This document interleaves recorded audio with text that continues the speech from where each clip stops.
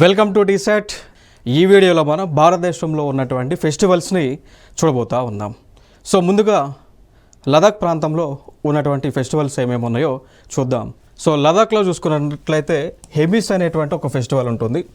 So Hemis పదము కూడా చాలా ఇంపార్టెంట్ మనకి. ఇక్కడ హెమిస్ అనేటువంటి పేరుతో హెమిస్ నేషనల్ పార్క్ ఉంటుంది. సో హెమిస్ నేషనల్ పార్క్ ఉంటుంది. సో గత ఎగ్జామ్స్లో కూడా అడిగినటువంటి సందర్భాలు ఉన్నాయి. సో హెమిస్ నేషనల్ పార్క్ అనేటువంటిది ఏ రాష్ట్రంలో, అంటే ఏ కేంద్రపాలిత ప్రాంతంలో, ఏ రాష్ట్రంలో ఉంటుంది అని. సో లదాఖ్ కేంద్రపాలిత ప్రాంతం కదా, సో అక్కడ ఈ హెమిస్ నేషనల్ పార్క్ ఉంటుంది. సో ఆ పార్క్ చుట్టూ అక్కడ ఉన్నటువంటి వారందరికీ కూడా ఈ యొక్క హెమిస్ అనేటువంటి ఒక ఫెస్టివల్ని సెలబ్రేట్ చేయటం జరుగుతూ ఉంటుంది అండి. ఓకేనా.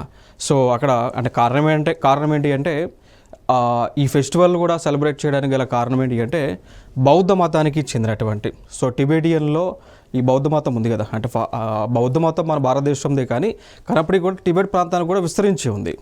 సో ఆ ప్రాంతంలో టిబెట్ ప్రాంతంలో ఆ బౌద్ధ మతం ఏదైతే దాన్ని అక్కడికి తీసుకెళ్ళినటువంటి వ్యక్తి ఎవరైతే ఉన్నారో, ఓకేనా, సో ఫౌండర్ అంటాం, ఆయన పేరు పద్మ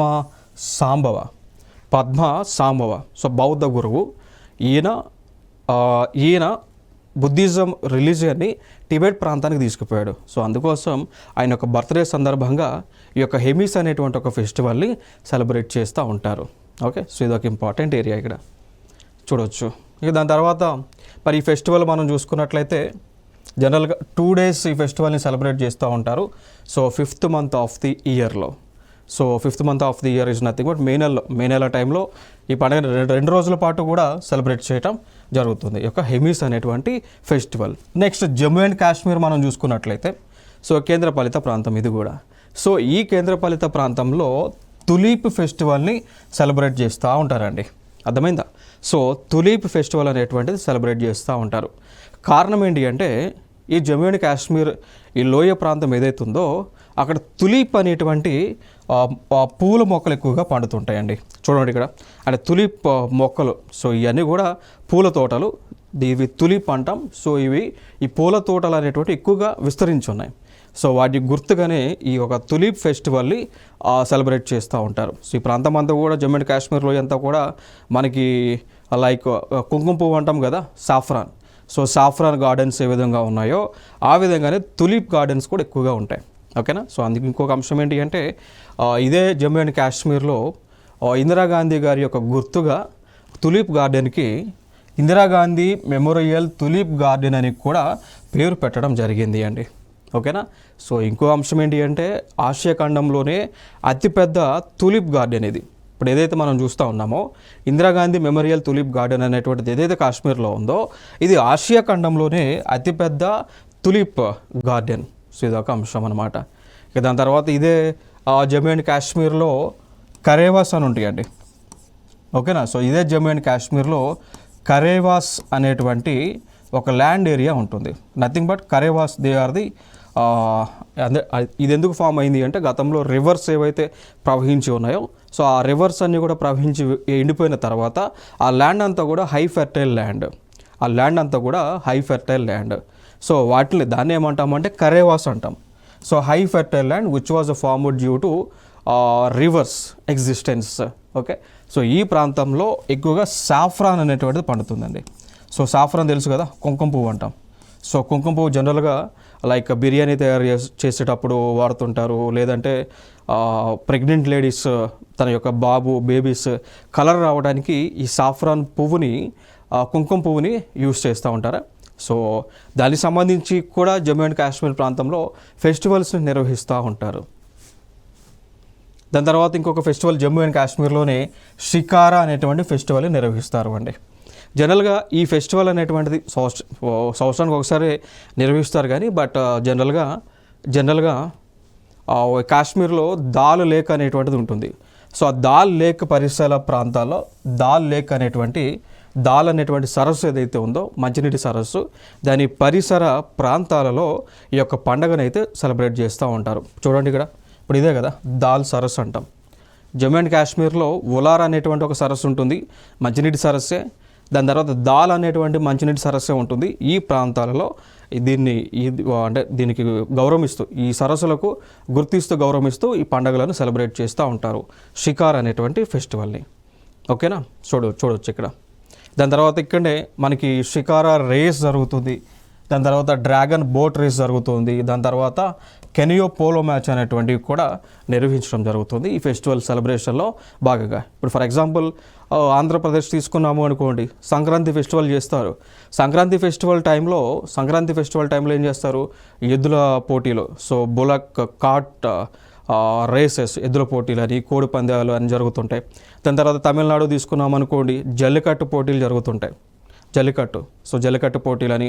దాని తర్వాత కేరళలోకి వెళ్ళామనుకోండి, కేరళలో బోట్ రేస్ జరుగుతుంటాయి.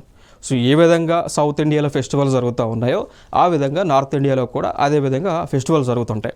లైక్ షికారా రేస్ అని, డ్రాగన్ బోట్ రేస్ అని, కెనియో పోలో మ్యాచ్ అని, ఇవన్నీ కూడా ఇంపార్టెంట్ ఇక్కడ. నెక్స్ట్ దాని తర్వాత హిమాచల్ ప్రదేశ్లో కుల్లు అనేటువంటి, సో కుల్లు దసరా అనేటువంటిది సెలబ్రేట్ చేస్తూ ఉంటారు. జనరల్గా ఇది దసరా, ఇప్పుడు మన సదరన్ స్టేట్స్లో దసరా జరుపుతాం కదా అక్టోబర్ నెలలో, సో ఆ విధంగానే అదే అక్టోబర్లో హిమాచల్ ప్రదేశ్లో కూడా దసరాను జరుపుతుంటారు. సో ఈ దసరాని జరిపేది ఎక్కడంటే ఈ హిమాచల్ ప్రదేశ్లోనే కులు వ్యాలీ అని ఉంటుంది. ఇప్పుడు కులు మనాలి వ్యాలీస్ ఉన్నాయి కదా, లోయ ప్రాంతాలు, మనాలి అనే లోయ, కులు అనేటువంటి లోయ ప్రాంతాలు ఉన్నాయా, సో ఆ లోయ ప్రాంతాల్లో ఈ పండుగని సెలబ్రేట్ చేస్తూ ఉంటారు. ఇదొక ఇంపార్టెంట్ ఏరియా ఇక్కడ. ఓకేనా, సో ఇదొక భారీ ఎత్తులో ఈ హిమాచల్ ప్రదేశ్లో సెలబ్రేట్ చేసేటువంటి ఫెస్టివల్ కులు దసరా. చూసాం కదా, ఇప్పుడు మనం ఏమన్నాము, విజయదశమికి సంబంధించి ఎట్లా మనం తెలుగు రాష్ట్రాలు ఏ విధంగా సెలబ్రేట్ చేస్తామో ఆ విధంగానే ఈ హిమాచల్ ప్రదేశ్లోనే ఈ కులు దసరా ఫెస్టివల్ని సెలబ్రేట్ చేస్తారు. నెక్స్ట్ అంశం లోసార్ ఫెస్టివల్ అండి. సో ఈ లోసార్ ఫెస్టివల్ వచ్చేసి ఇది బౌద్ధ మతానికి చెందినటువంటి ఫెస్టివల్. సో బుద్ధిజానికి చెందినటువంటి ఫెస్టివల్ లోసార్ ఫెస్టివల్. సో ఈ లోసార్ ఫెస్టివల్ ఎందుకు జరుపుతున్నారు హిమాచల్ ప్రదేశ్లో అంటే, టిబెటియన్ క్యాలెండర్ ప్రకారం కొత్త సంవత్సరం వస్తుంది కదా, ఇప్పుడు మనకి తెలుగు రాష్ట్రాల్లో ఉగాది పండుగ జరుపుతుంటాం.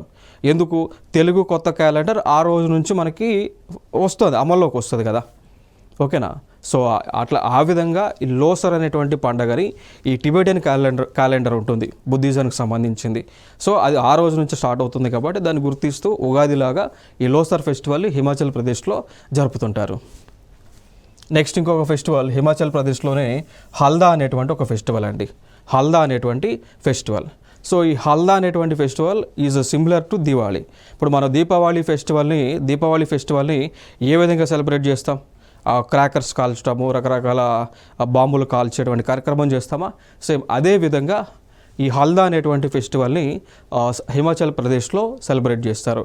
సో దాన్నే ఫెస్టివల్ ఆఫ్ లైట్స్గా కూడా పిలుస్తారండి. ఇప్పుడు దీపావళిని ఏమంటాం, ఫెస్టివల్ ఆఫ్ లైట్స్ అంటాం కదా, అంతే కదా, దీపాల పండుగ, దీపాల పండుగ. అదే మాదిరిగా హల్దా అనేటువంటి ఫెస్టివల్ కూడా ఫెస్టివల్ ఆఫ్ లైట్స్. అంటే ఏం లేదు, భారతదేశంలో అందరూ ఒకరిలాంటి ఫెస్టివల్సే సెలబ్రేట్ చేస్తారు, బట్ పేర్లు వేరు, అంతకుమించి ఏం లేదు. కానీ పేర్లు వేరు, దేవీ దేవతల దేవుళ్ళ యొక్క పేర్లు వేరు, బట్ పూజించేది ప్రార్థించేది అంతా కూడా సేమ్ ఒకలాగే చేస్తూ ఉంటారు. నెక్స్ట్ ఇంకొకటి చూసుకున్నట్లయితే ఇదే హిమాచల్ ప్రదేశ్లోనే ఇదే ప్రాంతంలో ఈ ఫెస్టివల్ని షిష్కర్ అపా అంటాం. ఇప్పుడు ఫర్ ఎగ్జాంపుల్ మనకి ఇక్కడ దుర్గామాత ఎట్లా, పోచమ్మ ఇట్లా ఏ విధంగా దేవతలు ఉన్నారో ఆ విధంగా లోకల్లో ఉన్నటువంటి దేవతలు వీళ్ళు షిష్కర్ అపా అంటారు. సో ఆవిడని పూజిస్తూ ఉంటారు. నెక్స్ట్ ఇంకొక ఫెస్టివల్ ఉంటుంది ఇదే హిమాచల్ ప్రదేశ్లో, చైత్రల్ ఫెస్టివల్.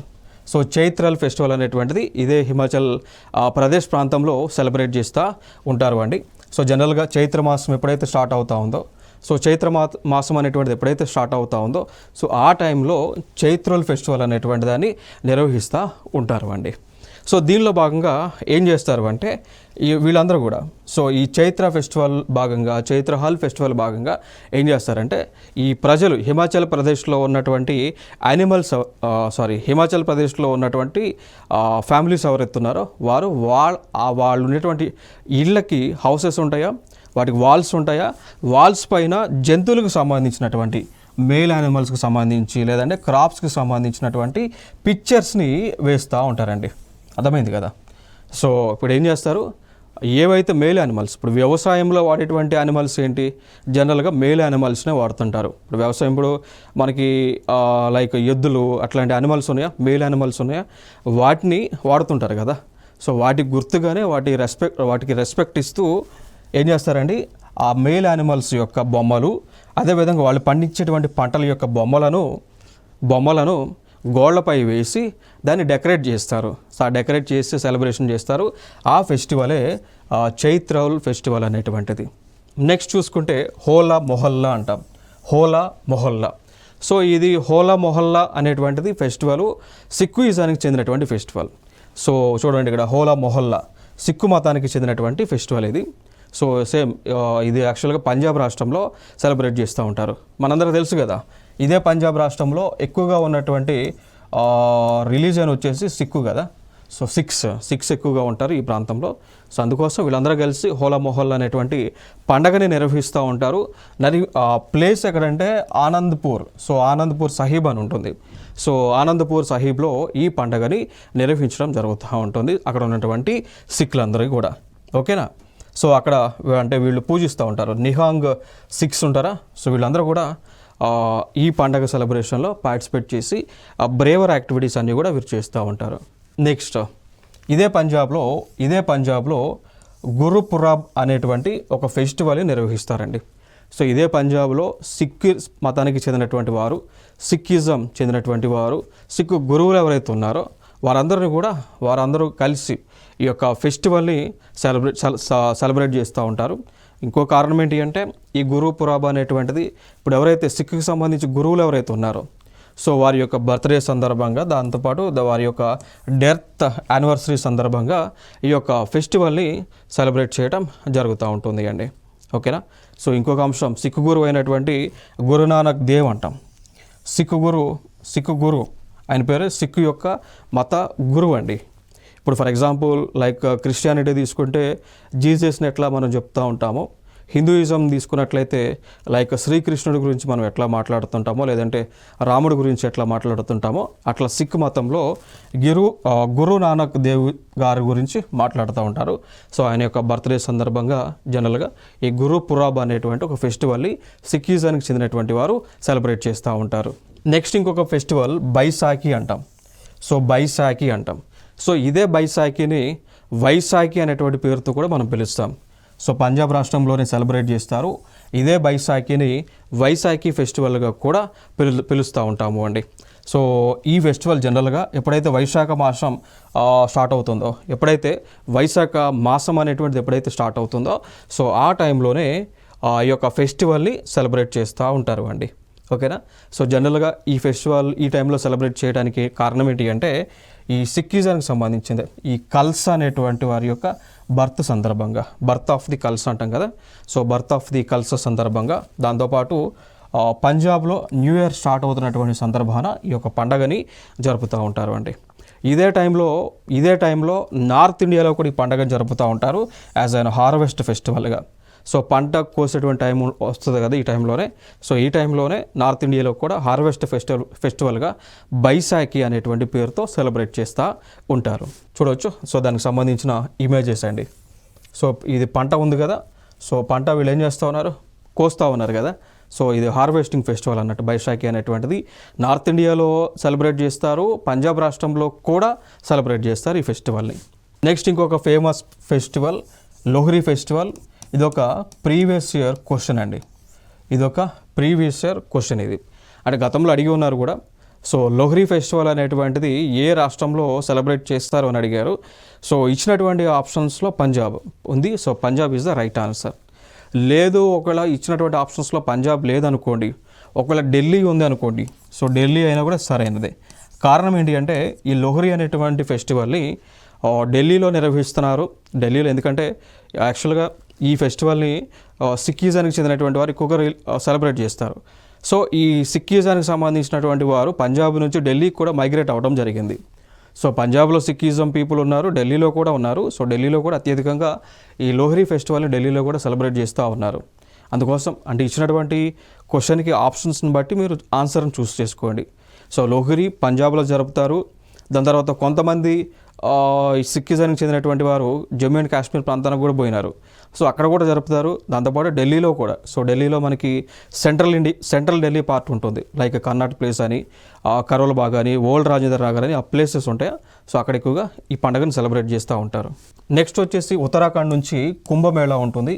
సో కుంభమేళా మనం చూసుకున్నట్లయితే అతిపెద్ద మేళాగా మనం చెప్పుకోవచ్చు. ఓకేనా. సో ఎక్కువ మంది జనము ఇక్కడ గ్యాదర్ అవుతూ ఉంటారు. సో నార్త్ ఇండియాలోనే అతిపెద్ద జనజాతరగా మనం చెప్పుకోవచ్చు. లైక్ ఇప్పుడు మనకి తెలంగాణలో సమ్మక్క సారాలమ్మ జాతర ఏ విధంగా చేస్తూ ఉంటారో, ఓకేనా. సో జాతర ఏ విధంగా చేస్తుంటారో ఆ విధంగా ఈ కుంభమేళా అనేటువంటి జాతరని ఉత్తరాఖండ్లో ఎక్కువగా నిర్వహిస్తూ ఉంటారు. ఓకే. నెక్స్ట్ చూస్తే పూల్ డే అనేటువంటి ఫెస్టివల్ ఇది. సో ఇది చైత్ర మాసంలోనే స్టార్ట్ అవుతుంది పూల్ డే అనేటువంటి ఫెస్టివల్. సో దీని సిమిలర్ ఈక్వల్ టు ఇప్పుడు మనకి తెలంగాణలో బతుకమ్మ అనేటువంటి ఫెస్టివల్ ఎట్లా చేస్తారు, ఫ్లవర్ ఆఫ్ ఫెస్టివల్స్ అంటాం కదా బతుకమ్మ. సో ఆ బతుకమ్మ లాగా ఉత్తరాఖండ్లో పూల్ డే అనేటువంటి ఫెస్టివల్ని నిర్వహిస్తారు. సో నథింగ్ బట్ ఇక్కడ ఏం చేస్తారు అంటే ఆ పువ్వులు ఏవైతే ఉంటాయో, సో రకరకాల పువ్వులు ఏవైతే ఉంటాయో ఆ పువ్వులన్నీ కూడా కలెక్ట్ చేసి వారు ఇళ్ళకి డెకరేట్ చేసుకొని ఫెస్టివల్ రూపంలో సెలబ్రేట్ చేస్తారు పూల్ డే అనేటువంటి ఫెస్టివల్ ఉత్తరాఖండ్లో. నెక్స్ట్ ఇదే ఉత్తరాఖండ్లో హరేలా అనేటువంటి ఒక ఫెస్టివల్ ఉంటుంది. సో ఇది హరేలా అనేటువంటి ఫెస్టివల్ హిందూ రిలీజియన్కి చెందినటువంటి ఫెస్టివల్ అండి. ఓకేనా. సో లైక్ ఇది జనరల్గా ఈ ఉత్తరాఖండ్లో కుమాన్ అనేటువంటి రీజన్ ఉంటుంది. ఉత్తరాఖండ్లోనే కుమాన్ హిల్స్ అనేటువంటి ఉంటాయి. సో ఈ ప్రాంతంలో ఈ పండుగను ఎక్కువగా సెలబ్రేట్ చేస్తూ ఉంటారు. నెక్స్ట్ చూసుకున్నట్లయితే ఇంకొక ఫెస్టివల్ తమిళనాడులో పొంగల్ అనేటువంటి ఫెస్టివల్ అండి. తమిళనాడులోనే పొంగల్ అనేటువంటి ఒక ఫెస్టివల్. సో ఈ పొంగల్ అనేటువంటి ఫెస్టివల్ జనరల్గా ఇది కూడా హార్వెస్ట్ ఫెస్టివల్. సో మనకి సంక్రాంతి టైం ఎప్పుడైతే వస్తుందో, మనకి తెలంగాణ ఆంధ్రాలో సంక్రాంతిని ఎప్పుడు జరుపుతారో సేమ్ అదే టైంలో ఈ పొంగల్ని జరుపుతారు. సో దాదాపు ఇది 4 డేస్ సెలబ్రేట్ చేస్తారు ఈ పండుగ. సో జనవరి నెలలో దాదాపు 12, 13, 14, 15 ఆ డేట్స్లోనే ఈ ఫెస్టివల్ అయితే వస్తుంది అండి. ఓకేనా. సో ఇదొక అంశం. సో పొంగల్ ఇదొక ప్రీవియస్ ఇయర్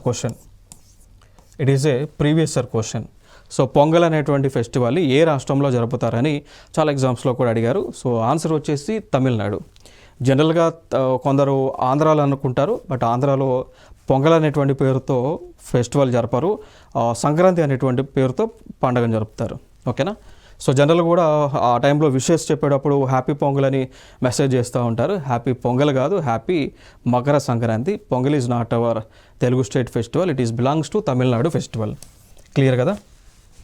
నెక్స్ట్ అంశం, ఇదే తమిళనాడులో జల్లికట్టు అనేటువంటిది నిర్వహిస్తారు అండి.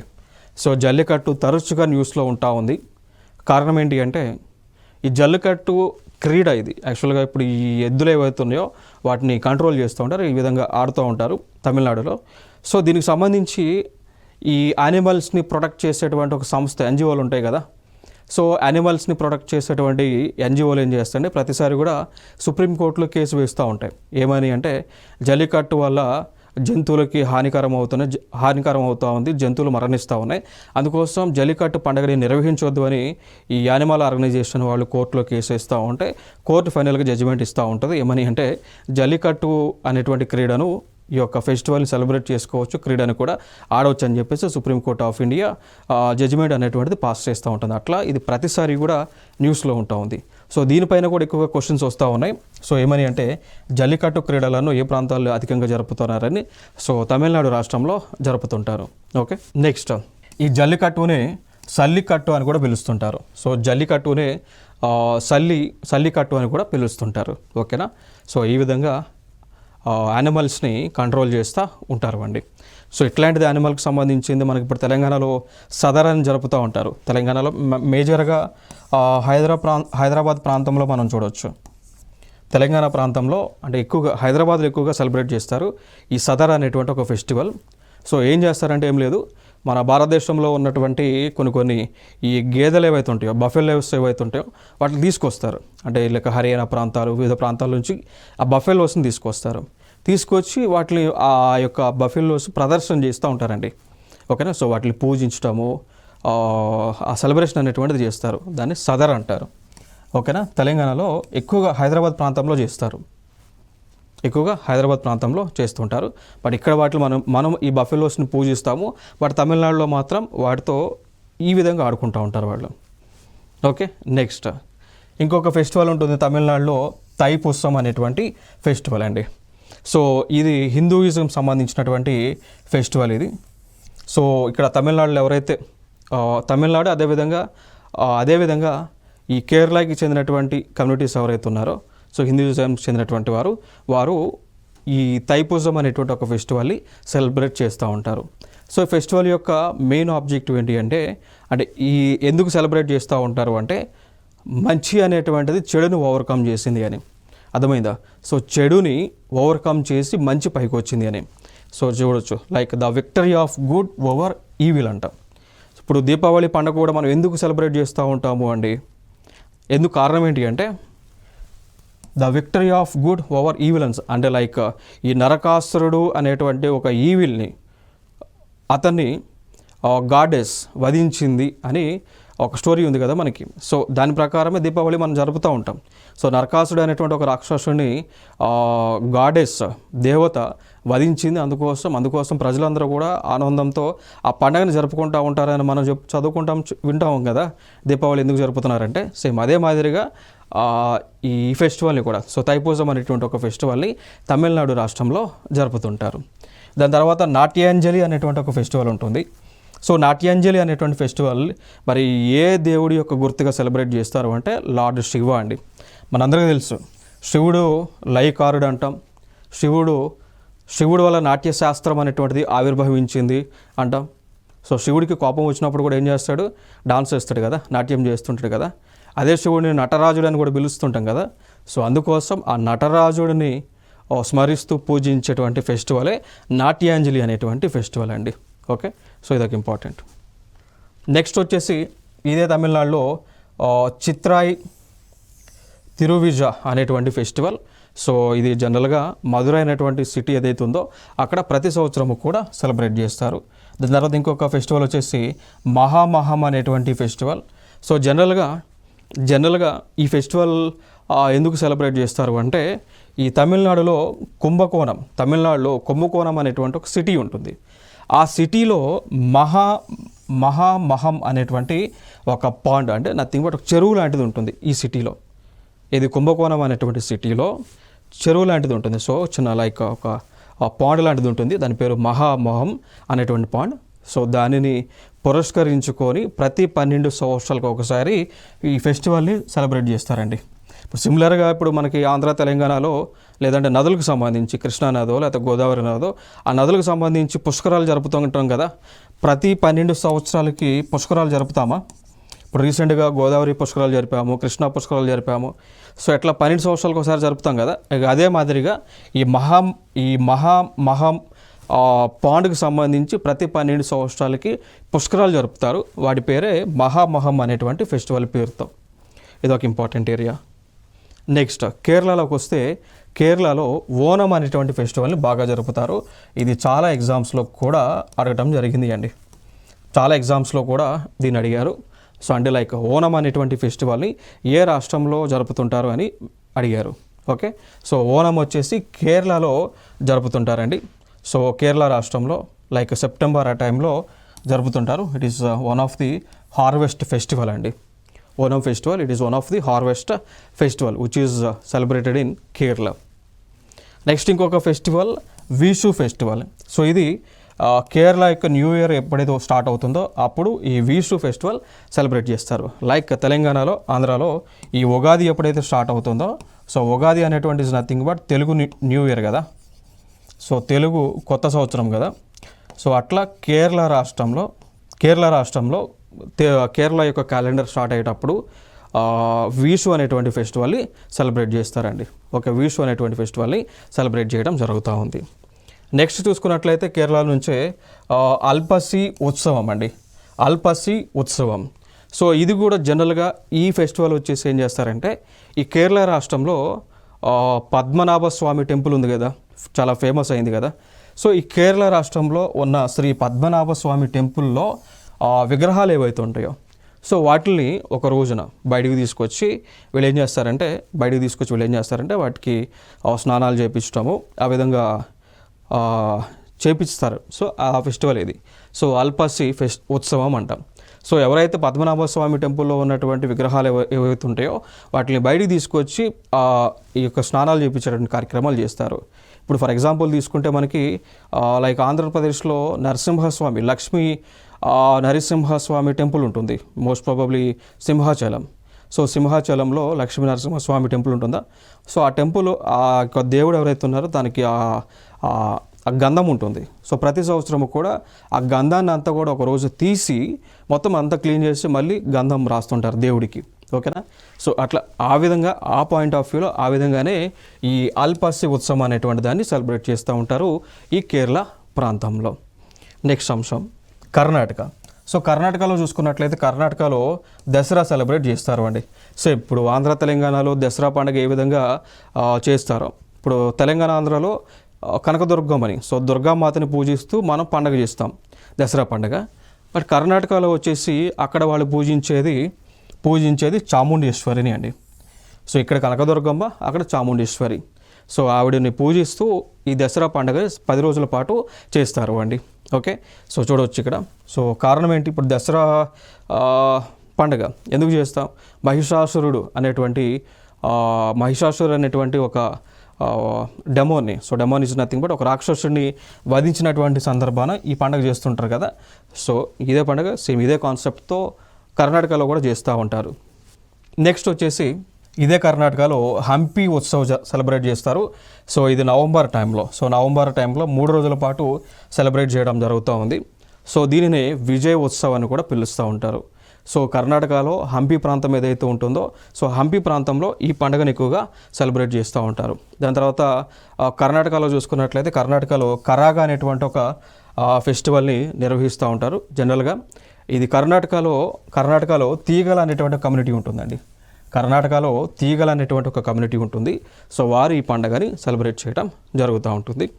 కారణం ఏంటి అంటే so god is Shakti. So Shakti మాత ఎవరైతే ఉన్నారో తనని పూజిస్తూ వీళ్ళు ఈ పండుగని చేస్తూ ఉంటారు. జనరల్గా ఈ ఫెస్టివల్ వచ్చి బెంగళూరులో ఒక టెంపుల్ ఉంటుంది. సో ధర్మరాయ స్వామి అని టెంపుల్ ఉంటుంది. సో ఆ టెంపుల్లో ఈ యొక్క జాతర కానీ పండగ కానీ చేస్తూ ఉంటారు. సో దాని తర్వాత మహారాష్ట్రలోకి వస్తే మహారాష్ట్రలో గుడి పడవ పండుగను చేస్తూ ఉంటారు. సో కారణం ఏంటి అంటే ఆ రోజున అంటే లైక్ మహారాష్ట్ర యొక్క న్యూ ఇయర్ సందర్భంగా ఈ పండుగని సెలబ్రేట్ చేస్తూ ఉంటారు. దాని తర్వాత ఇంకొక పండుగ ఉంటుంది, ఖండోబా ఫెస్టివల్ అంటాము, లేదా దాన్ని చంప షష్ఠి అనేటువంటి ఫెస్టివల్స్ అంటాం. సో రెండు ఫెస్టివల్స్ కూడా శివుడిని పూజిస్తూ, ఓకేనా. సో రెండు ఫెస్టివల్స్ కూడా శివుడిని పూజిస్తూ చేసుకోవడం జరుగుతుంది. సో ఇవి మనకి భారతదేశంలో వివిధ రాష్ట్రాలలో జరిగేటువంటి అతి ప్రధానమైనటువంటి పండుగలు. సో అతి ప్రధానమైనటువంటి పండుగలండి. ఓకే. సో అన్ని రాష్ట్రాల్లో ఉన్నటువంటి అన్ని పండుగలను కూడా మనం కవర్ చేసుకోవడం జరిగింది. సో నెక్స్ట్ వీడియోలో సరికొత్త అంశంతో మీ ముందుకు రావడం జరుగుతుంది. Thank you so much.